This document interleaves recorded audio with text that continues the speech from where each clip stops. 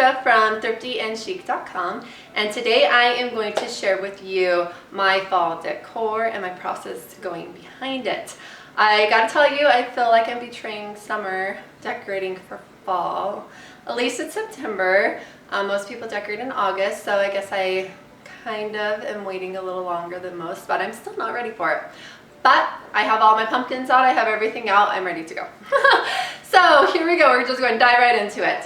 So today I'm going to share with you my dining room. This is going to be a 3-part series. Today will be the dining room, then it will be my living room and my front living room. Those are the main areas that I decorate. Maybe I'll do my entryway, but if I do, I'll include that with one of the other videos. So to start off, I like to kind of take inventory of all my fall stuff. So I bring up my hordes of pumpkins from my basement and I kind of take inventory of what I have to remind myself not to buy anymore, and then I have plenty and plenty of pumpkins. That did not happen this year because I started late. So pumpkins came in the store like 3 months ago. And I forgot what I had and I was like, oh, I totally need new pumpkins. So I went and bought more pumpkins. Did not need the new pumpkins, still have the new pumpkins.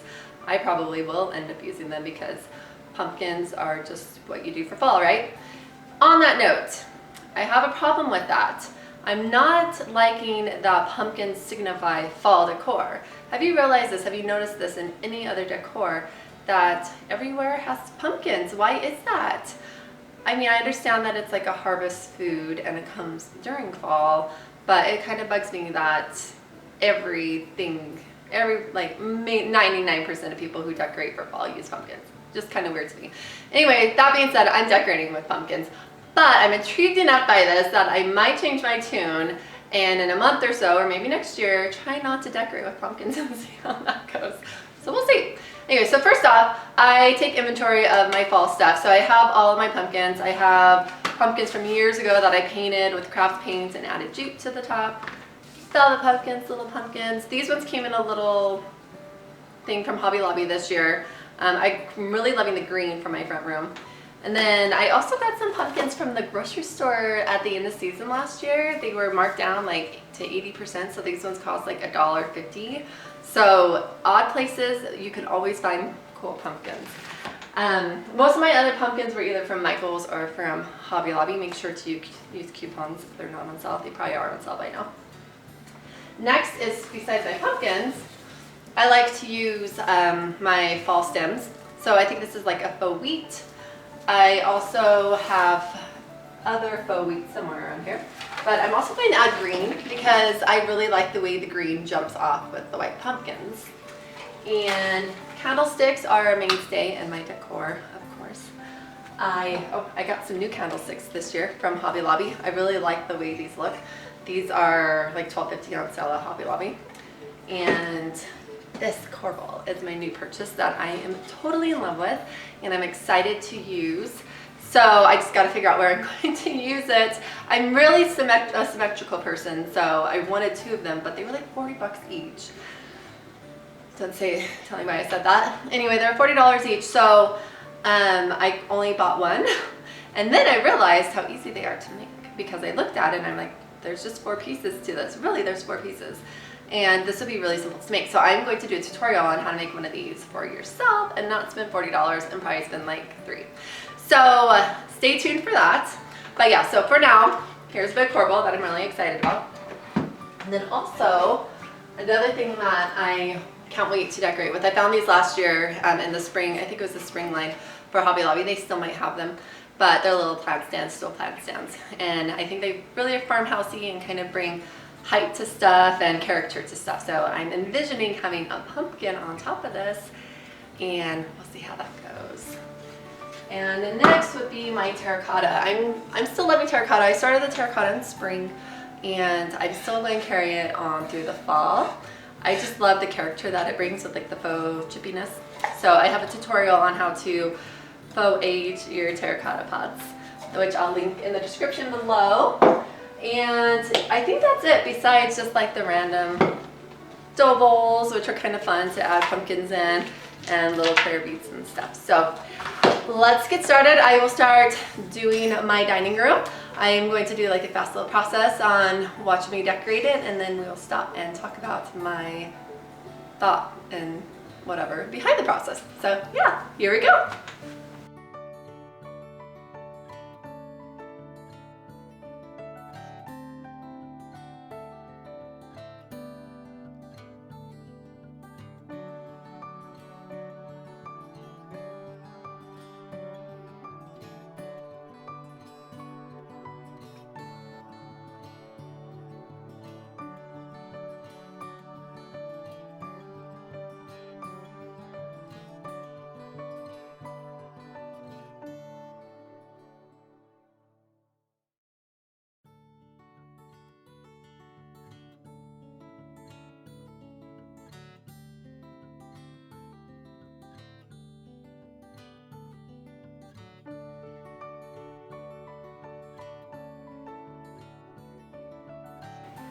All right, so here is my finished work for my fall table that will probably take me into Thanksgiving and maybe Thanksgiving dinner, depending on if I want to decorate for Christmas or not before Thanksgiving. So we shall see.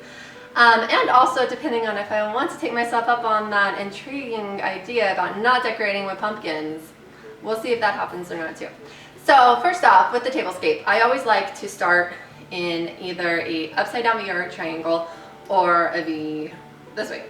So this time I decided to do the tiered look with it starting high up top. I did that with this amazing little lantern from Hobby Lobby. This I bought last year, but I believe they still have it in stock in their lantern aisle.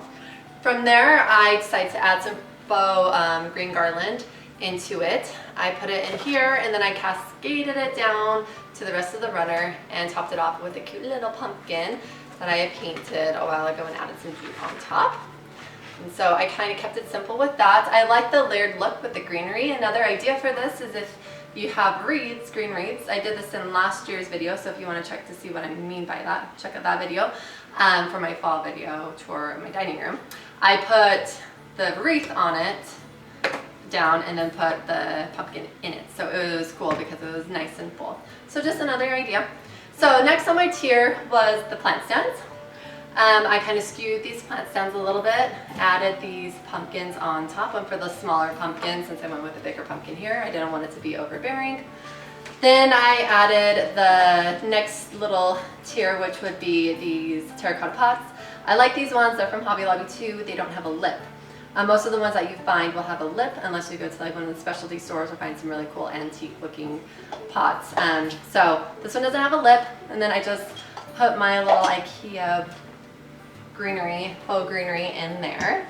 And to fill in the space, I added the little tiny pumpkins. These pumpkins are just those cheap little pumpkins that come in the bags that are like for $1 or $2. They're normally this color. I painted them with chalk paint, little tip.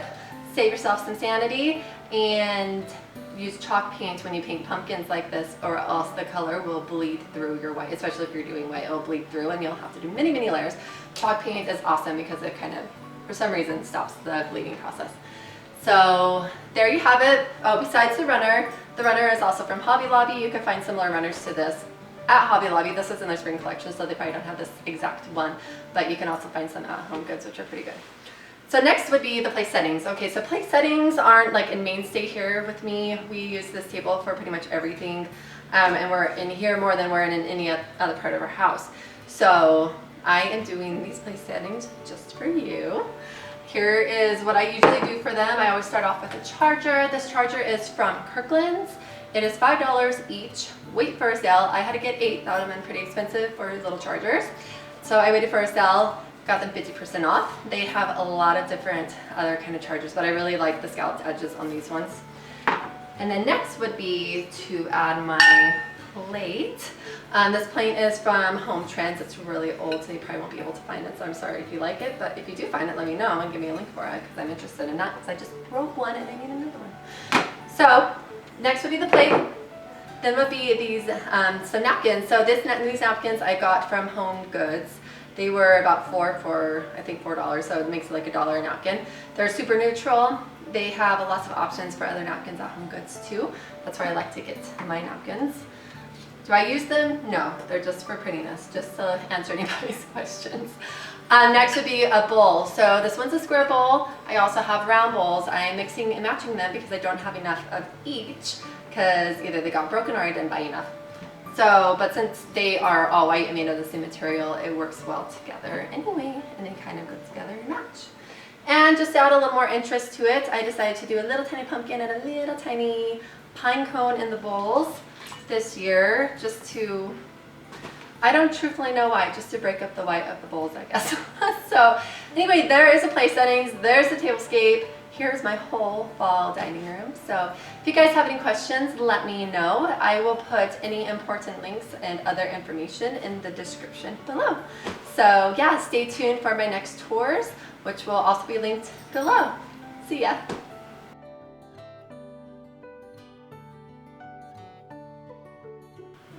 Hi you guys, I just wanted to pop in and tell you a little bit about my buffet. I realized that I hadn't decorated this in the original dining room tour, so this is a little bonus footage, if you will.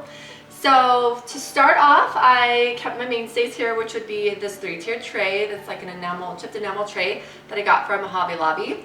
I have my rain down cups on here, and I topped it off with some Farmhouse beads and these little painted craft, or these little painted pumpkins with these curly Q stems, which I will link in the description below on the tutorial on how to make those.